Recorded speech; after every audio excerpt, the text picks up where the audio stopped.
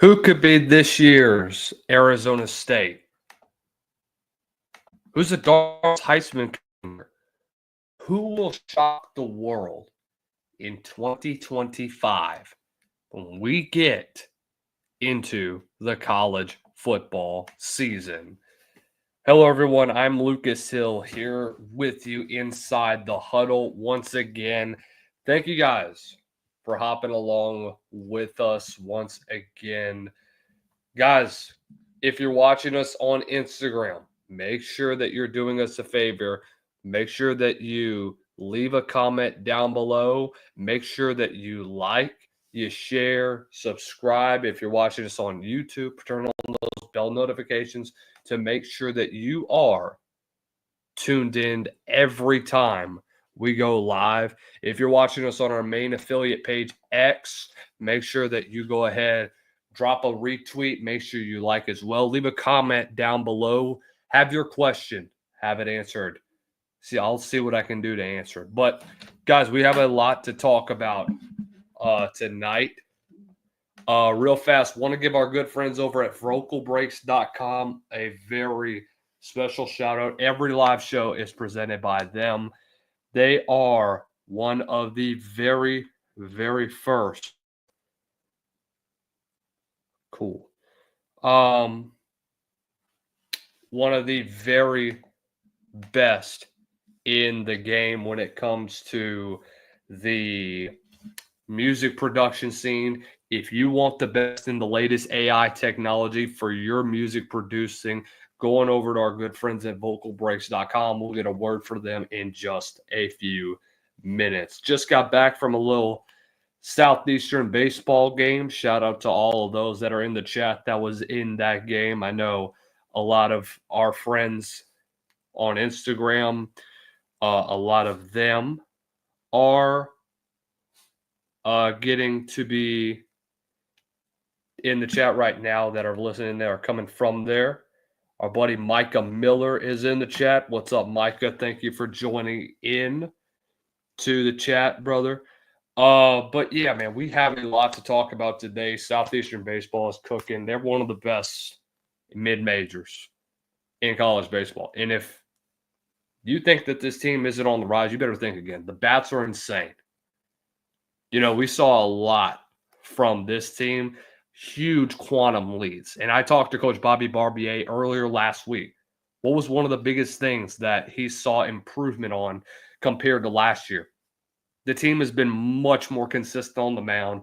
You've been able to get big-time plays whenever you've been in the box. You've been able to deliver in big moments. That's what's gotten you in this moment in time right now as legit threats in the Southland Conference. So shout out to them real fast. All right, let's talk some more around college football because I saw this from CBS Sports earlier today that they posted.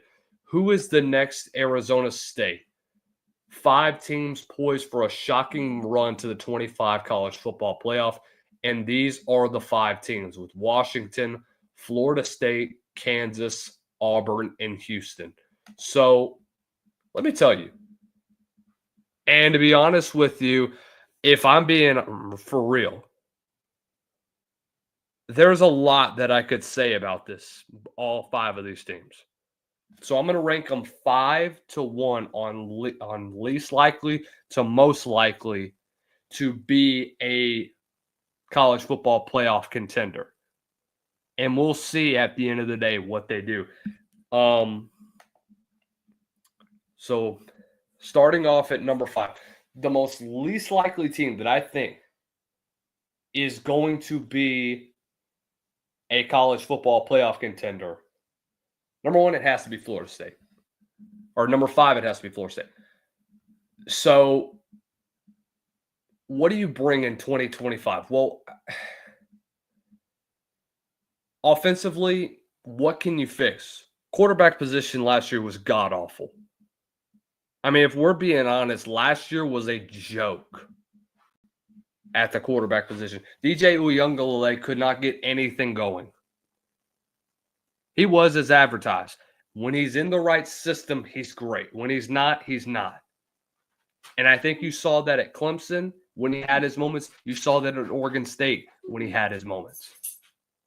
But last year in that Alex Atkins offensive system, he couldn't get anything going. If y'all hear groaning, by the way, it's just my poor 18-year-old dog that is not happy that I'm here this late at night. But don't worry, I'm not going to keep him late that much. So what is the next overall Arizona State? So we start off with Florida State. Dude, that's enough. Anyways, I don't even know what referral means when it comes to StreamYard.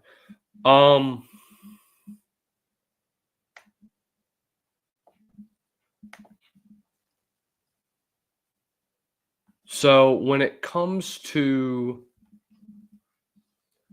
the world of college football, my thing about this is this. You go into 2025 with a brand new quarterback, Thomas Castellanos. I don't really know what to expect from him, to be honest with you.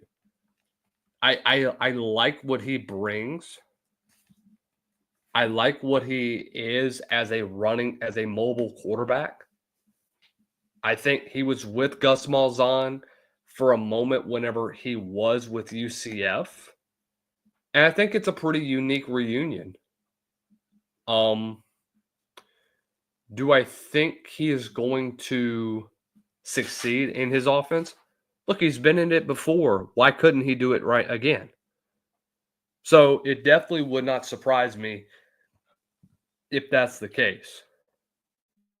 So you also brought in Deuce Robinson from USC, who I thought was a huge get as a receiver. I think Deuce Robinson is one of the most underrated stars in the college football world. Bringing him along with this offense is going to create a lot of intensity.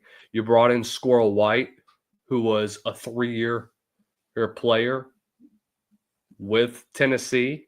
Now he brings experience out to Florida State, which I think is going to be a really, really good thing for Florida State, because you got to have depth at the receiver. You didn't have that last year. And so I can understand why they say that they could be a dark horse to be a CFP contender. But guys, what was the biggest weakness that Florida State had? It was defensive line. No question about it. And I say that being sincere. You got pushed around on both sides of the line of scrimmage. You could not protect your quarterback to save your life. You were so inconsistent through the passing game. You just could not get anything going. And if you want to have any sort of success at this point in time, you better be able to own the line of scrimmage. If you don't do that, the same thing is going to happen this year. You're going to get whipped up front, and you're not going to be able to do anything at the end of the day. That's the two biggest things of what I see right now from Florida State. So I don't know what to expect with this year.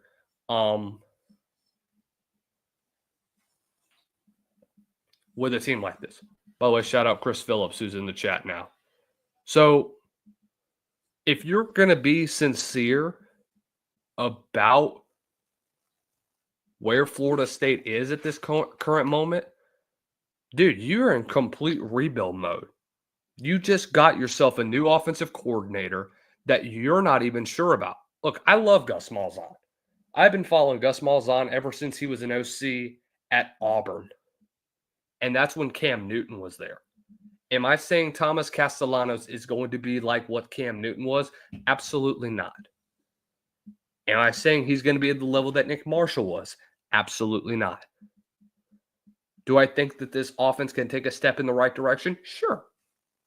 I wouldn't be surprised if that happens. But I think it also, there's a lot that you're not really considering just overall with this lineup and with what Florida State is bringing, because you still have a lot that needs to be discussed. Defensively, what are you going to do to recover? That's my biggest pet peeve when it comes to Florida State, because you got beat a lot of times on the defensive side of the ball. So that's why I have them at number 5. Do I think they'll make strides to be better than where they were in 2024? Hell yes. Absolutely. Do I think that they're going to do a complete 180 and be in the CFP? Absolutely not. You just don't do that in 1 year. Arizona State was an exception. Am I saying that because the ACC is weak? I would say that the ACC is better than where the Big 12 is at this current moment because of more competition. Really, the Big 12 has Arizona State, Iowa State, Utah at some points in time whenever you have Whittingham's offense rolling. And now you have BYU that's probably going to be in that circle as well. So overall, I don't know, guys. I don't know what he's going to do. Overall, I'm nervous about what Florida State's going to do. And look, my buddy Cade probably won't like to hear this, but to go from 2-10 to a 10-2 in 1 year would be pretty impressive. Do I think it's going to happen? No. Would I be shocked if it happened? Not really. I don't know, man. It's a lot to ask of one team in 1 year. Do I think it's going to happen? Probably not. Number 4. I've got Kansas. So there's a lot of holes that has to be filled when it comes to Kansas. I understand you had Jalen Daniels coming back last year. But I think too is that he was still hurt last year. Let's just be honest. He was not 100% all the way. Jalen Daniels still struggled with a lot of injury that he is still trying to recover from. I think Jalen Daniels can be the most talented quarterback in college football. And look, I've been saying that since 2022. And guys, this is where in our day in college football, you don't see guys like that. Guys, 2 years ago, I thought he was going to enter the draft. I thought 2023 was going to be it for Jalen Daniels, and he was entering the draft. And then I saw what Jason Bean did, and it was incredible to me with what he was able to do. But once the game slows down for him, guys, Kansas can be one of those contenders. Kansas can be an underrated team that many people, guys, they can go widely unnoticed. Majority of the year, they can shock the Big 12. It would not surprise me if they do. I liked how they ended 2024.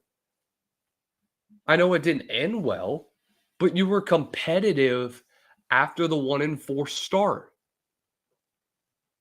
And even during that stretch, you were competitive. By God, you lost to an Illinois team second week of the season that ended up being a top 20 team that won the New Year's Eve bowl game, whose only 3 losses, 2 of them were to top 10 teams in Penn State and Oregon. So if anything, that's a massive victory for them. And in my opinion, it only raises where Kansas was. You lost to a UNLV team that won 10 games that I thought really, not 10, 11 games that finished 25th in the nation. You lost that. Guys, you have a lot to look forward to with what they're bringing. You have a lot to look forward to in Kansas. You won a shootout against Iowa State and Rocco Becht. You were dominant on defense against BYU. And you were dominant against a Colorado team. Guys, you were really dominant.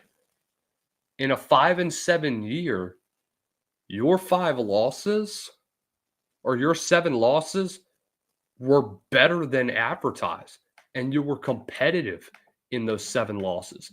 Guys, like I said, once the game slows down for Jalen Daniels, he's going to be good. Like I mentioned, the 7 losses, an Illinois team that won 10 games and finished in the top 20. First time they've won 10 games since 2001. Beat UNLV. Top 25 for the first time in school history. First time having consecutive winning years since the 83-84 season. Unbelievable. You lost to a West Virginia team that made a bowl game. You lost to a TCU team that would end up making a bowl game. And was probably one of the more underrated programs in recent college football. Sure, the schedule didn't look great. You don't have a top 25 win, but you still look good at times in the season. You lost to the Big 12 champs. You lost to K-State, who ended up close to the top 25, was nearly in the top 10 at a point in time in the season, and you lost to an underrated Baylor team. So does Kansas have the tools to rebound after this year? I don't know, man. It's a brand new squad. You brought in a brand new offensive mind in Jim Zabrowski, who had been with the program, who's now the full-time offensive coordinator. You brought in another co-offensive coordinator, Matt Lubbock, who was at Nevada. You brought in DK McDonald as your full-time defensive coordinator. So you basically cleaned house at this point. And where does this leave you? I don't know, man. I think there's a lot to look forward to at this point in time when it comes to Kansas's offense. But I think that Jalen Daniels is going to have the most success with a guy like Jim Zabrowski, who has been with him ever since he got to Kansas. So, guys, there's a lot. Like I mentioned, there's a lot you can look forward to in the next few moments. And with this program, there is a lot that you're going to look forward to with Lance Leipold at the helm. Skill position wise, you need to get better at.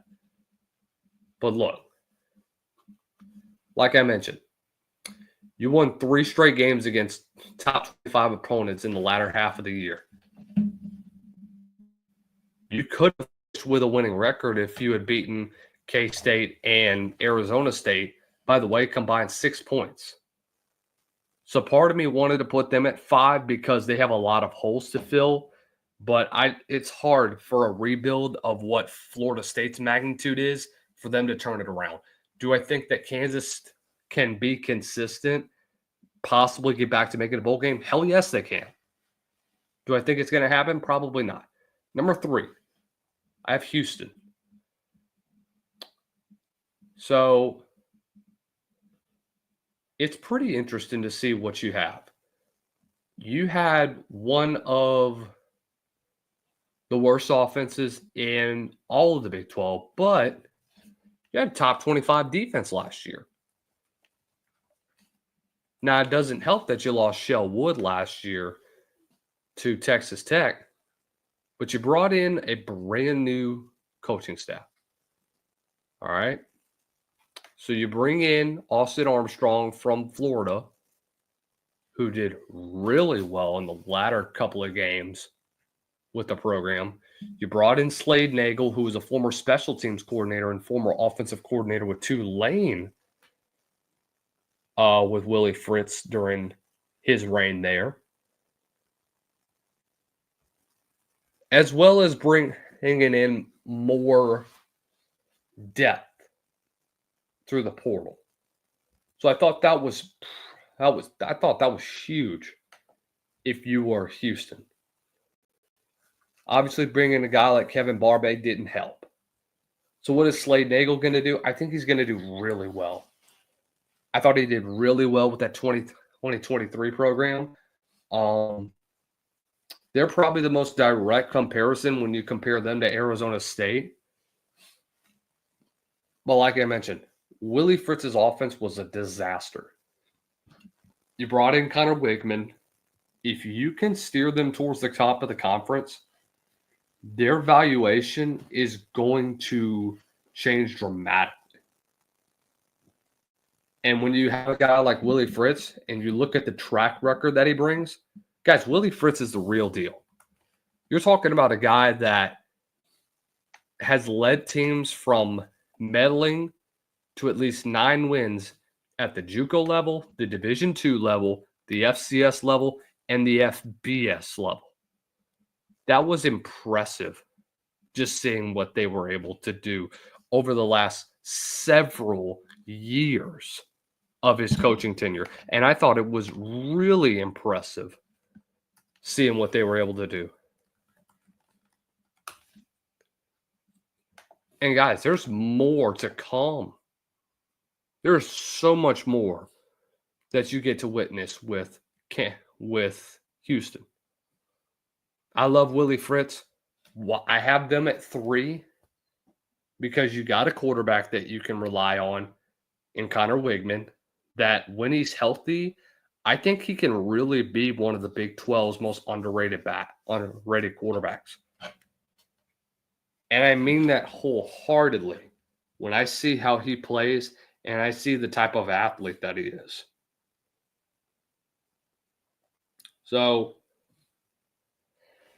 overall, I think Houston is still a dark horse to get there. I think the defense will be just fine.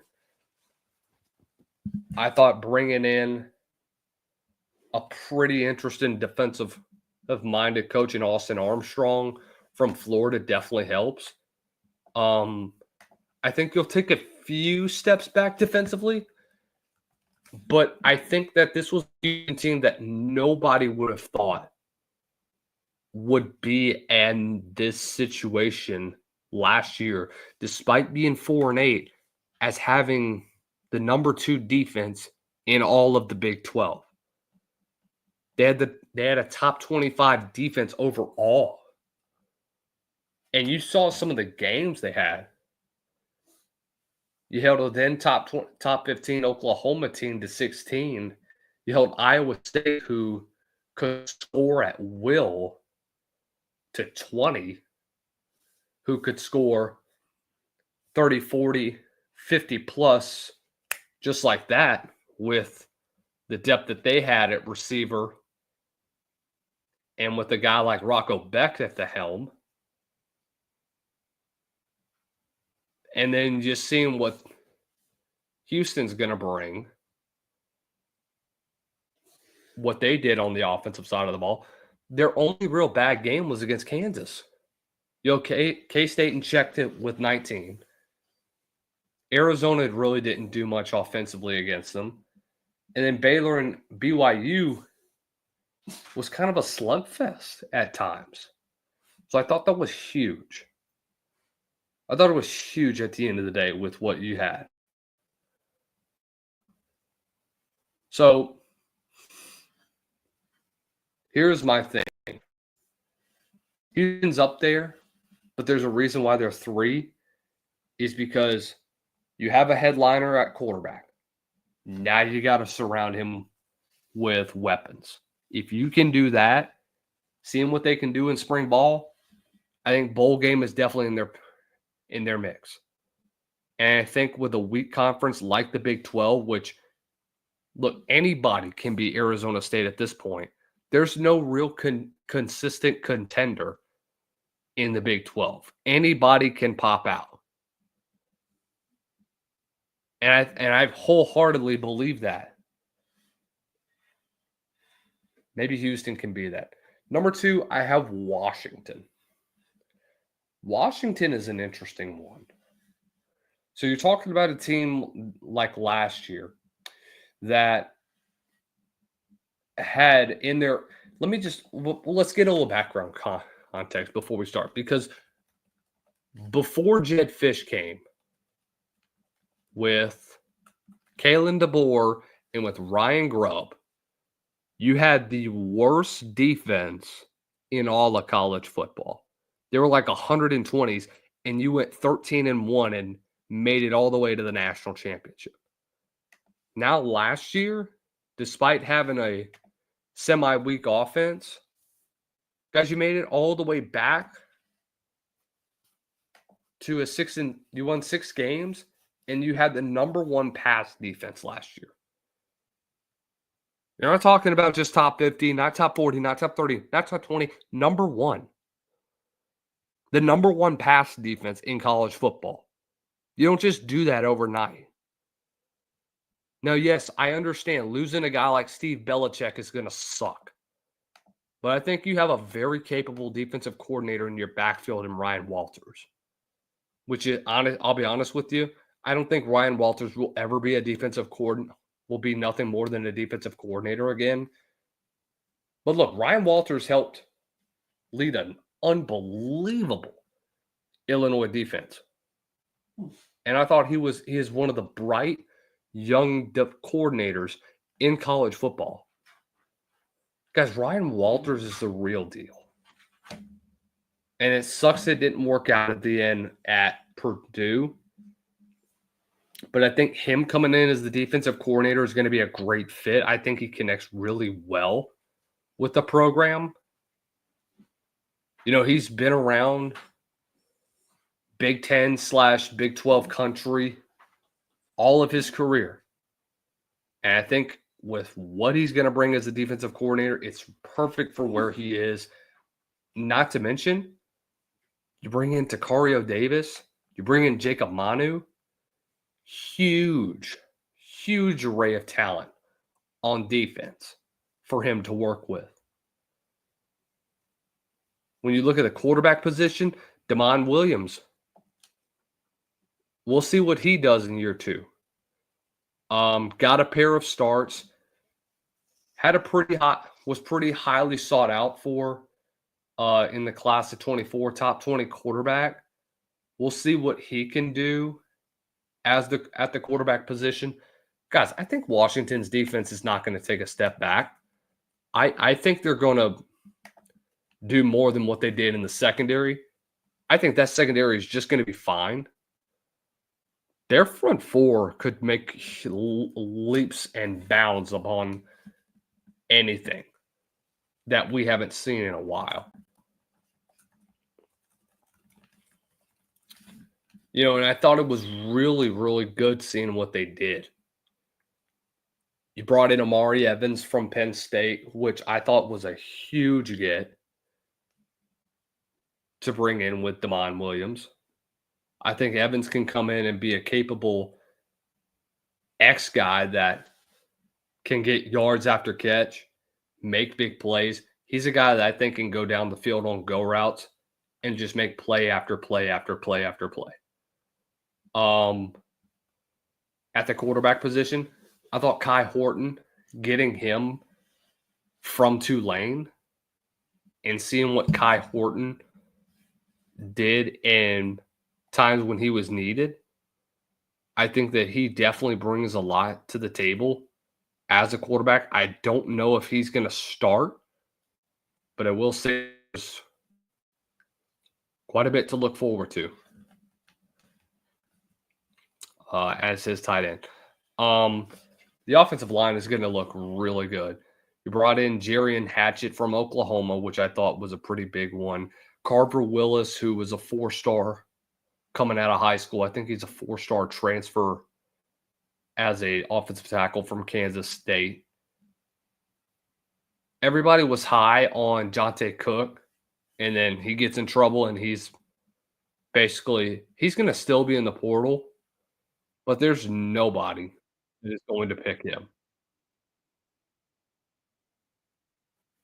So I don't know with what you're getting as at the receiver other than what you're getting with Jonte Cook, other than now that you've lost Jonte Cook, but I don't think it's going to mean a whole lot.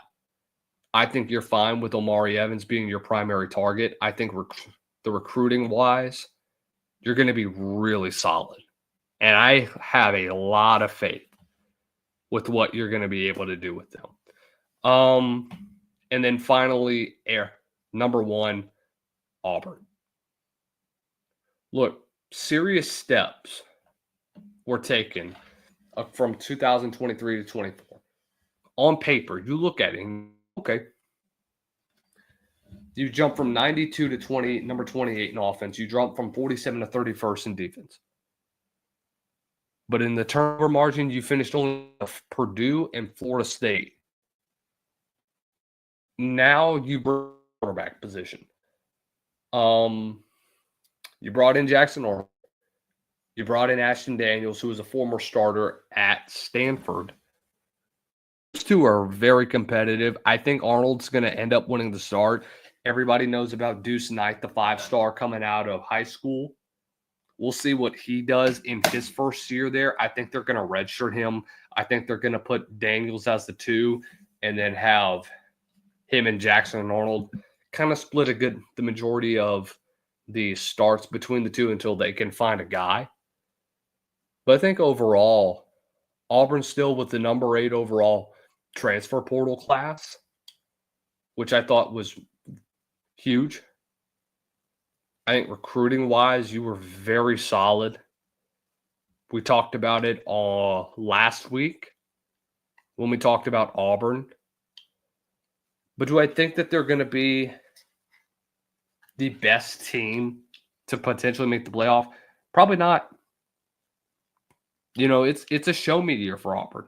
I told everyone this on Thursday. I talked about this. This is a show me year for Auburn. If you don't capitalize off of what you have and what you've been able to do, the problem is not players. It's your inability to develop. And it all goes back to Hugh Freeze. And I've been saying that since last year, is that he is the biggest thing that he has struggled to do ever since he's been at Auburn. And even whenever he was at Liberty, it's his inability to develop top-tier talent. That's the biggest thing that he's going to struggle with. But I do think that on paper, they should be the number 1 team that should be widely considered to be the next Arizona State. The bulk of your offensive line is back. Your defense is still back. Majority of them's back. You know what? I mean, what else could you ask for? It's an impressive lineup that you have. And I think that there's a lot that you can look forward to with this program, without Auburn. So is it all going to be fun and dandy for them? Absolutely not. Do I think that there's potential at the end of the day for a program like this? Absolutely.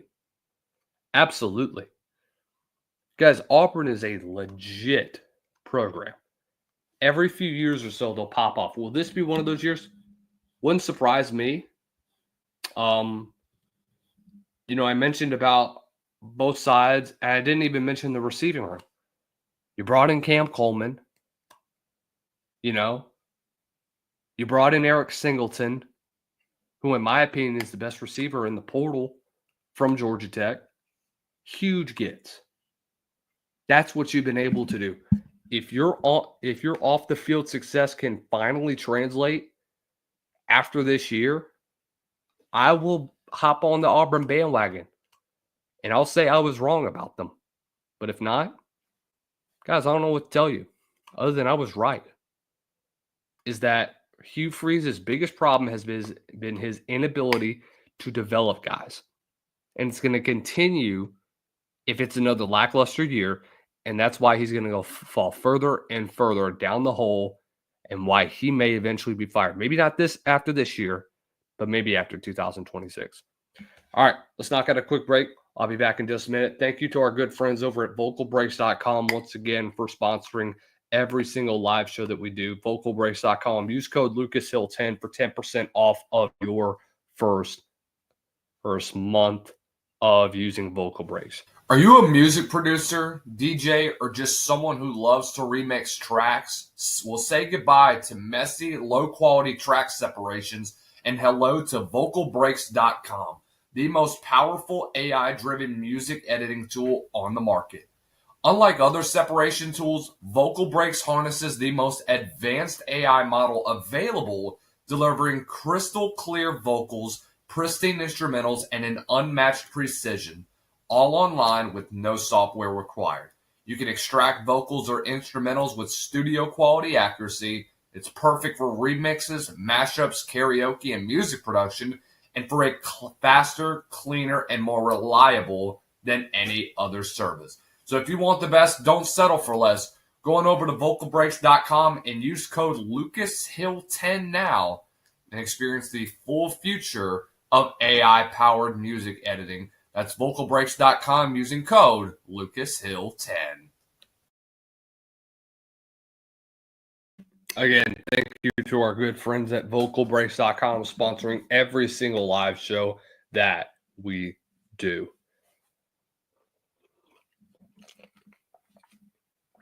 Ain't nothing better than grabbing a little glass of milk. Nothing is better than that. So let me ask you guys a question. So if you are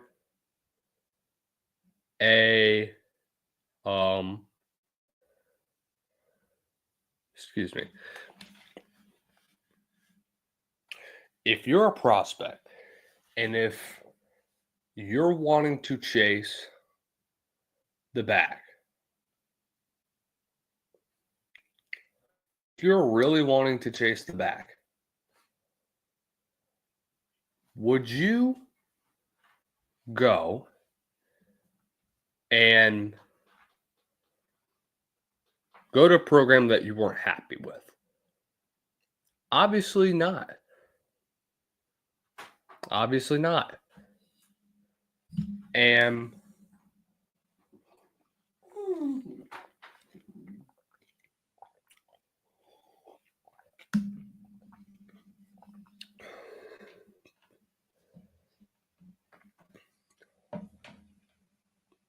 so this has happened a lot. This has happened a lot. The latest one happened to Micah Hudson. So this is all according to On3 saying that Micah Hudson is no longer with the program, according to Texas A&M head coach Mike Elko. So after his commitment, there was a lot of rumors that began to swirl around him and the status with the program. And on Wednesday, so that was this morning, he confirmed that he was not with the A&M program ahead of spring practice. So if you remember, Hudson to me was one of the most incredible athletes that I've seen out of high school. So you look at where A&M had. You had Casey Concepcion from NC State. And it was a huge win for that A&M offense that was going to have Marcel Reed and you were going to have receivers to throw to. Not to mention you had Ruben Owens as well as Le'Veon Moss coming back. So that would have been a huge get. By the way, guys, Texas will part ways with Coach Rodney Terry. To be honest with you,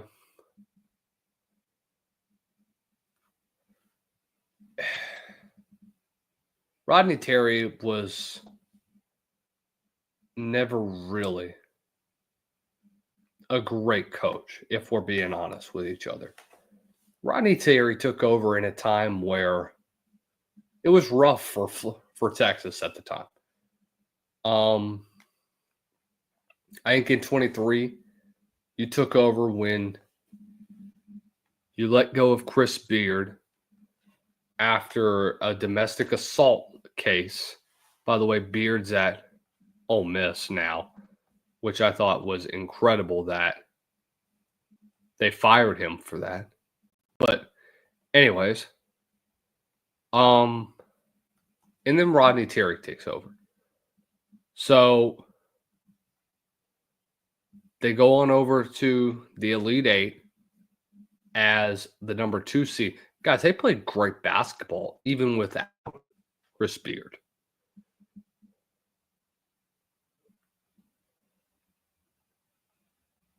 So you lose to Illinois in overtime. Then you end up going on a huge run. You win the Big 12 tourney. You lose to Miami in the Elite Eight. And I thought that was one of those years where it was just incredible seeing what Texas did that year with Rodney Terry. But it's 2 straight years of Texas barely making the NCAA tourney. Then you go into a brand new conference where you're expected to perform at a high level, and you don't really do anything. So whether you like it or not, guys, that is the truth. Rodney Terry just was not a good coach. You've lost a lot of guys that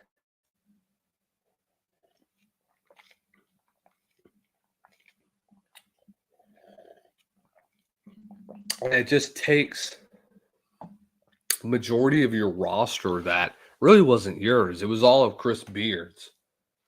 And then bam, you're done after a few years. So wish all the best for Rodney Terry, but just wasn't the coach. And I've talked to a lot of guys with the Texas Sports Unfiltered crew when I was Unfiltered. And to be honest with you, we're ready for him to go. And I can attest for a lot of Texas fans, they were ready for Rodney Terry to go. All right, let's continue on with this Micah Hudson situation. Look, Micah Hudson can be a really good player at times. So last year, he struggled with injury because here's what Joey McGuire said of him. The injury affected him to where he was going through camp.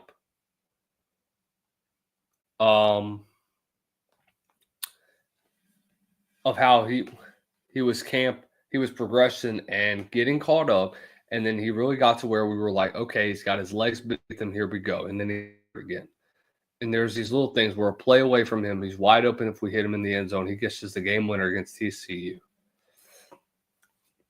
Does everybody feel the same and everything like that? I do wish when you go back that he comes in healthy, that he hadn't been playing high school football with that kind of knee injury and would have already been done, and we would have been back quicker and stuff like that. And I think things that would have I would have changed some stuff.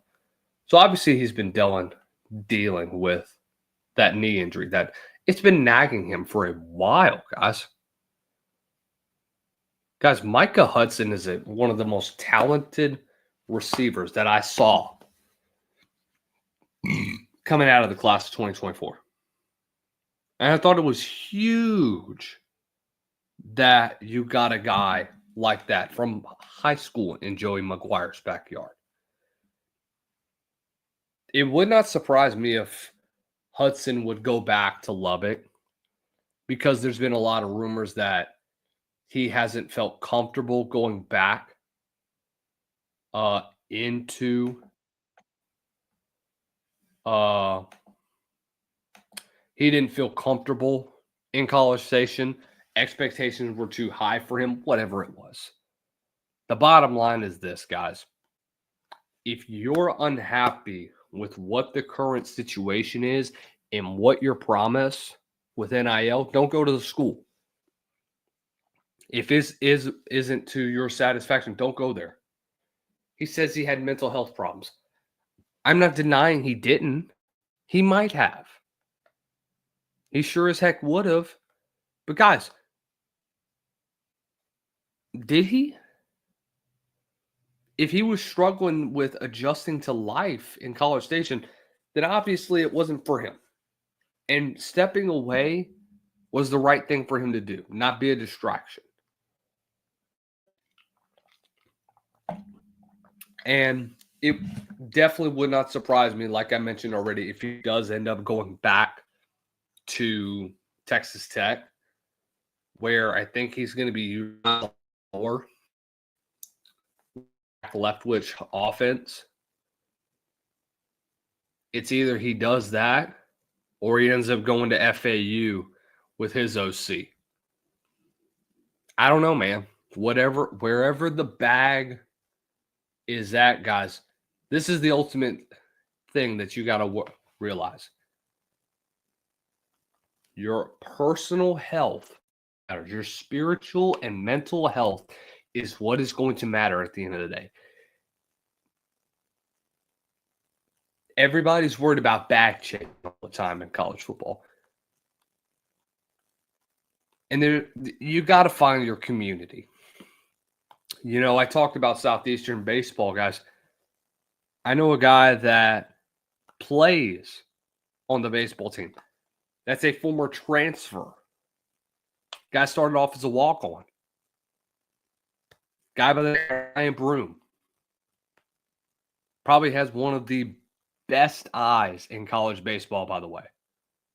To me, one of the strongest arms as well, especially when it comes to him at the plate. And he talked about having a sense of community. When he came from big-time D1 college baseball, he didn't feel community where he was at. I'm not going to say with where he was at. You can do that for yourself. He just didn't feel the community. But when he goes into a new program, it's not the flashiest. It's not the eye-popping program that, oh, this is a consistent NCAA tournament team. This is a consistent College World Series team. It's not that. But it's about, where does God lead you at the end of the day? Where does he want you at? What is the number one thing that he wants to do in your life? And why is it the number one thing that he wants you to do in your life? That's the thing that I think people lack in realizing in this day and age. And it is unfortunate that people don't realize that, because, guys, that's a big thing in today's culture that is missed, is about the meaning of community. When you have other people that are out there that are supporting you, that are tight-knit, that are bonded, all serving one purpose, and people that you can connect with locally. Guys, that is so important in today's society, and it is needed more than ever. I would say the same thing goes for Micah Hudson. He needs to find his community, and I will be praying for him that he does. That this isn't about the NIL. This is about in your community, guys. That is what is so much more important than just the bag. That's the biggest thing that I hope that comes away with this. That's the number one thing that I want you guys to really get from here. So I want to talk about, by the way, before we get into anything else, apparently Stanford coach Troy Taylor accused of bullying, belittling female staffers. Interesting.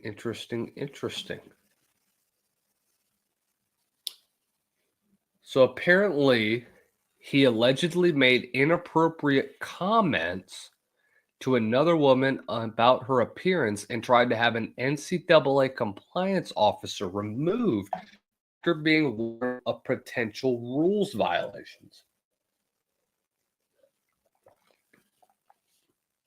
So he signed a warning letter back in 2024 that he could be fired if his conduct continued. And documents would end up showing a second investigation that ended in July of 24. So multiple Stanford employees filed complaints against him for allegedly hostile and aggressive and personal attacks.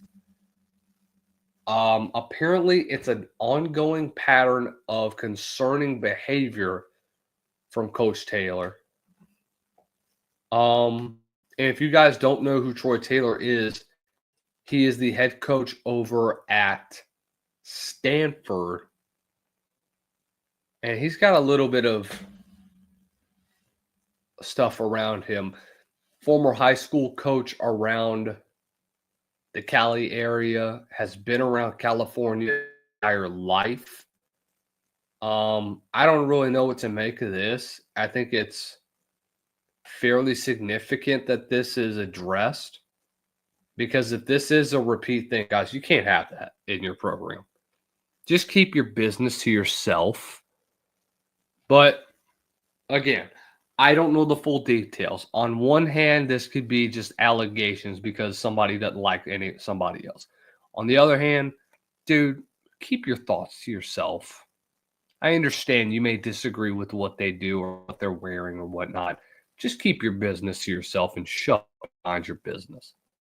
That's really all I got to say in that sense. Armand Membou. So I tweeted this out earlier about every time I turn on the film. Guys, Armand Membou could end up being the first offensive tackle taken off the board in this year's NFL draft class. And he is one of the most athletic freaks that was at the combine. Remember, this is the same guy that ran a 4.9 at the combine. A 4.9 40. So if you think that's just nothing, guys, you are completely wrong.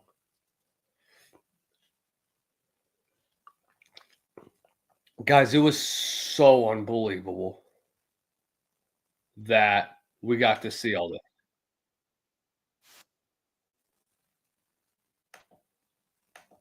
So I think with that, Armand Membou athletically should be OT1. Physically, I think he's one of the more gifted tackles. Solid out there. Can get out in open space. Can punish defenders. Can clear lanes for your backers to follow through. It's a big reason why Cody Schrader had a big year 2 years ago. And I think that's why Missouri had one of the more dominant offensive lines in college football in the SEC last year. An offensive line that I thought went underrated because of how they performed. To me, I thought that was one of the worst 10-win teams in college football.